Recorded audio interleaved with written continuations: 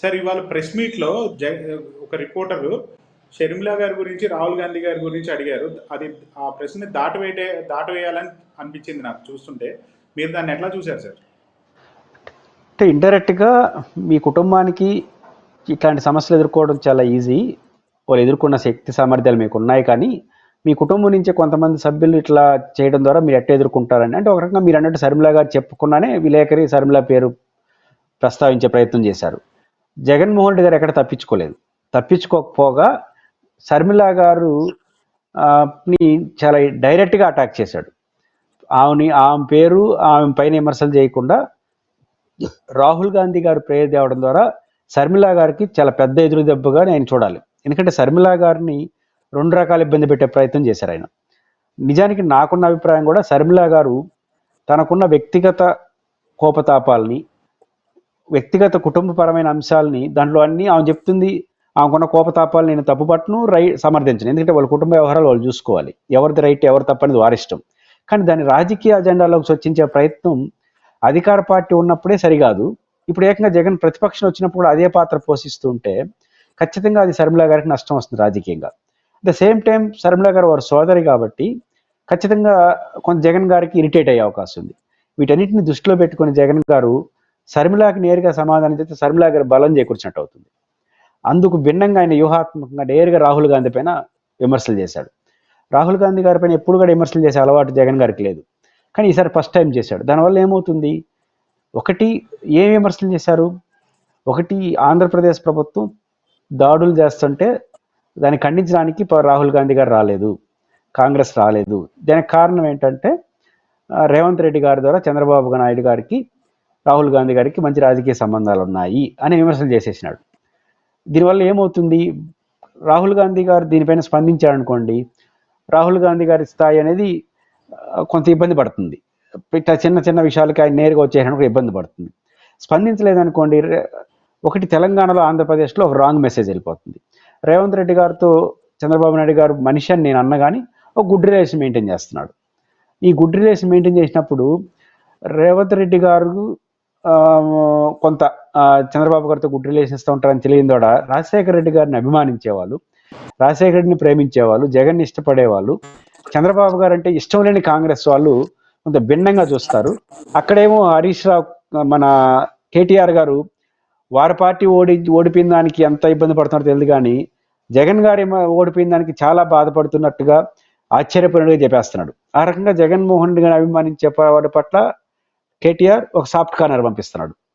ఈ పక్కేమో రేవంత్ రెడ్డి గారికి చంద్రబాబు నాయుడుతో అనుకూలంగా ఉంటాడు, రాహుల్ గాంధీ కూడా ఈ పాత్రలో భాగస్వామ్యం ఉందని చెప్పడం ద్వారా ఎంతో కొంత నష్టం కాంగ్రెస్ పార్టీకి.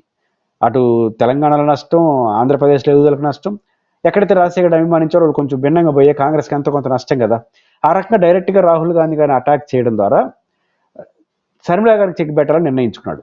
ఒక దశ దాటిన తర్వాత రాహుల్ గాంధీ అయిన శ్రీ ఎందుకు మనకు అనవసరం కదా, ఎందుకు మాట్లాడుతున్నాడంటే జగన్మోహన్ రెడ్డి షర్మిలా గారు చేస్తున్న రాజకీయాల వల్ల మాట్లాడుతున్నాడేమో అని షర్మిలా గారికి ఇబ్బంది పెట్టే పరిస్థితి అవకాశం. షర్మిలా గారికి వ్యక్తిగతంగా రాజకీయంగా నష్టం, రాహుల్ గాంధీ గారిని లాగడం ద్వారా కాంగ్రెస్ పార్టీని అటాక్ చేయడం ద్వారా షర్మిలా గారికి చెక్ పెట్టే ప్రయత్నం చేయడం జగన్ గారు వ్యూహాత్మకంగా చాలా స్ట్రాంగ్గా స్పష్టంగానే ఆన్సర్ చేశాడు, విమర్శలు చేశాడు. ఖచ్చితంగా దీని పరిణామం కాంగ్రెస్ మీద, రాహుల్ గాంధీ గారి పైన ఉంటుంది.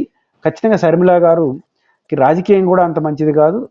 ఆమెని డైరెక్ట్గా విమర్శిస్తే ఆమెకి లైమ్ లైన్లోకి వస్తారు కాబట్టి వ్యూహాత్మకంగా రాహుల్ గాంధీ గారిని తీసుకురావడం ద్వారా రేవంత్ రెడ్డి గారు, చంద్రబాబు గారు ఒకటే అని చెప్పడం ద్వారా కాంగ్రెస్ పార్టీని ఇరుకుట్టు పెట్టే ప్రయత్నం చేశారు. కాంగ్రెస్ పార్టీ అనివార్యంగా ఏదో సందర్భంలో స్పందించాల్సిన పరిస్థితిని అయితే జగన్మోహన్ రెడ్డి గారు ఈరోజు వ్యూహాత్మకంగా వ్యవహరించారు అనుకుంటున్నాను. అది ఢిల్లీలో రాహుల్ గాంధీ గారు కూడా రాలేదు, నేను పిలిచాను కానీ రెండు నేషనల్ పార్టీస్ రెండు కూడా రాలేదు అని చెప్పారు సార్. అది మనం దాన్ని ఎట్లా చూడొచ్చు అంటారు? అంటే బీజేపీ ఇండియా కూటమి అందరూ వచ్చారు కదా సార్, ఇండియా కూటమిలో సార్. అంటే అదే వ్యూహాత్మకంగా వ్యవహరిస్తున్నారు అందరూ ఢిల్లీలో.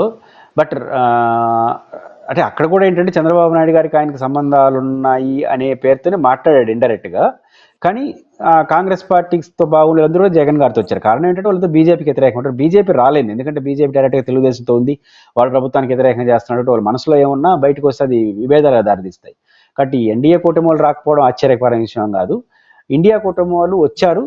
ఆ రకంగా రాహుల్ గాంధీ కూడా బీజేపీకి వ్యతిరేకంగా, బీజేపీ కూటమికి ఉండే వాళ్ళు వ్యతిరేకంగా వస్తే కొంత కలిసే వాతావరణం ఉంటుంది.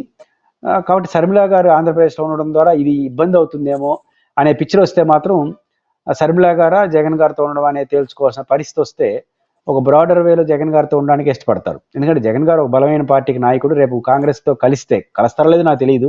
కలిస్తే వాళ్ళకి కూడా 2-3 సీట్లు వస్తాయి కదా. బీజేపీతో అయితే కలవలేరు. ఆ పరిస్థితి వచ్చినప్పుడు, ఇబ్బంది వచ్చినప్పుడు షర్మిల గారిని డిఫెన్స్లో నెట్టే పరిస్థితి వస్తుంది. ఆ రకంగా వ్యూహాత్మకంగా వ్యవహరిస్తున్నాడు. అదే సమయంలో మేము మిమ్మల్ని పిలిచాము అని చెప్పడం కోసం వాళ్ళని పిలిచే ప్రయత్నం కూడా చేశాడు. మీకున్న సమాచారం ప్రకారం పిలిచారా సార్ డైరెక్ట్గా, లేకపోతే ఓన్లీ లెటర్ ఒకటి ఇచ్చారంటారా సార్? పిలవడం అంటే ఏదో పద్ధతి, డైరెక్ట్గా పోయి పిలవచ్చు, లెటర్ ఇచ్చి అన్ని పార్టీలకి ఇన్విటేషన్ ఇచ్చారు. కాంగ్రెస్ పార్టీ కూడా ఇన్విటేషన్ ఇచ్చారు. ఎవరిని ఎంత బాగా పిలిచారనేది మనకు తెలియదు కదా. కాంగ్రెస్ పార్టీని ఖచ్చితంగా అఫీషియల్గానే పిలిచినట్టుగానే తెలుస్తుంది. ఢిల్లీలో మీ ఈ ధర్నా జరిగిన తర్వాత జగన్మోహన్ రెడ్డిలో చాలా తేడా మార్పు కనిపిస్తుంది సార్. అది ఎంతవరకు మార్పు కనిపించింది అంటారు మీరు? ఖచ్చితంగా ప్రతి సంఘటన మనిషిలో, నాయకుల్లో మార్పు వస్తుంది. జాతీయ స్థాయిలో జగన్మోహన్ రెడ్డి గారు ధర్నా చేయడం ద్వారా చాలామంది నేను జగన్ గారికి ఏమీ తెలియదు, రాష్ట్ర పరిస్థితులు తప్ప ఇంకేం అర్థం కాదంటారు కదా. అఖిలేష్ యాదవ్ కానీ చాలామంది యంగ్ టర్క్. ఎందుకంటే జగన్మోహన్ రెడ్డి ఇంకా 30 ఏళ్ళు రాజకీయాల్లో ఉంటాడు యాక్టివ్గా. కాబట్టి జగన్ గారికి యొక్క ఎంపీలు అవసరం అవుతాయి ఢిల్లీలో ఏ పార్టీకైనా. కాబట్టి జగన్ గారితో ఎవరైనా గుడ్ రిలేషన్స్ మెయింటైన్ చేస్తారు. ఆ రీత్యా చూసినప్పుడు చేయడం ఒకటి, అందరూ రావడం, ఆప్యాయంగా ఆయన పలకరించడం. దీంట్లో ఒకరిద్దరు, ముఖ్యంగా అఖిలేష్ యాదవ్ లాంటి వాళ్ళు ఏకవచనంతో జగన్ పిలిచినట్టుగా నేను మైకుల్లో విన్నాను. అంటే జగన్ అంటే ఏకవచనం అంటే అవమానించడం కాదు, చాలా దగ్గరగా ఉన్నట్టు. జనరల్గా ఏకవచనంతో ఒక నాయకుడు ఇంకో ఆయన పిలుస్తున్నాడంటే చాలా దగ్గరగా ఓన్ చేసుకున్నట్టు నిదర్శనం. మీరు అందరూ కూడా చాలా ప్లెజెంట్గా జగన్తో వ్యవహరించారు. కాబట్టి ఖచ్చితంగా జగన్మోహన్ రెడ్డి గారికి ఒక మానసికమైన ధైర్యం, ఒక కాన్ఫిడెన్స్ మన జాతీయ రాజకీయాలు. ఈరోజు ప్రశ్న కూడా సమాధానం చెప్పాడు కదా, మీరు ఇండియాతో పోతారంటే ఇండియాతో పోతారని చెప్పలేదు, కానీ ఒక మాట అయితే చెప్పాడు, మాతో ఎవరైతే కోఆపరేటివ్ ఉన్నారో వాళ్ళందరితో కలిసి రాజకీయాలు చేస్తామని చెప్పినాడు. అది చాలా పెద్ద స్టేట్మెంట్. ఖచ్చితంగా జగన్మోహన్ రెడ్డి గారు మార్పు వచ్చింది. ఈరోజు ప్రెస్ మీట్ పెట్టడం కూడా ఒక మంచి మార్పుకు దారితీసే అవకాశం ఉంది. అయితే ఈరోజు ప్రెస్ మీట్లో ఖచ్చితంగా జగన్మోహన్ రెడ్డి గారు చాలా ఎలాబొరేట్గా మాట్లాడారు. విభేదించవచ్చు, సమర్థించవచ్చు, ఇది కొనసాగాలి. ఎందుకంటే ఇప్పుడు చంద్రబాబు గారు ప్రెస్తో మాట్లాడుతున్నారు, మీరు ప్రెస్ మాట్లాడితే రెండు ఒకటి వారు చెప్పిన దానికి ఇంకొక కౌంటర్ ఇచ్చినట్టు అవుతుంది. రెండోది వారు చెప్పింది బాగుందా, మీరు చెప్పింది బాగుందా, జనం బేరీ చేసుకుంటారు. కాబట్టి ప్రెస్ మీట్కి రావడం అనేది మంచి పరిణామం, మీడియాని పిలిపించడం మంచి పరిణామం. దాంతో ఇంకొక అదనంగా ఆయన చేయాల్సిన పని ఏంటంటే, ఖచ్చితంగా జగన్మోహన్ రెడ్డి గారు చేయాల్సిన పని ఏంటంటే మీడియాతో ఇష్టాగోష్ఠిలో ఇంకొంచెం ఎక్కువ మాట్లాడాలి. అంటే విలేకరులు ఇంకొక అరగంట, ఒక గంట టైం తీసుకుని విలేకరులు అడిగే ప్రతి ప్రశ్నకు సమాధానం చెప్పి ఒక అదనపు జాగ్రత్త కానీ జగన్ గారు తీసుకుంటే ఖచ్చితంగా వైసీపీకి మంచి అవుతుంది. Right sir, thank you.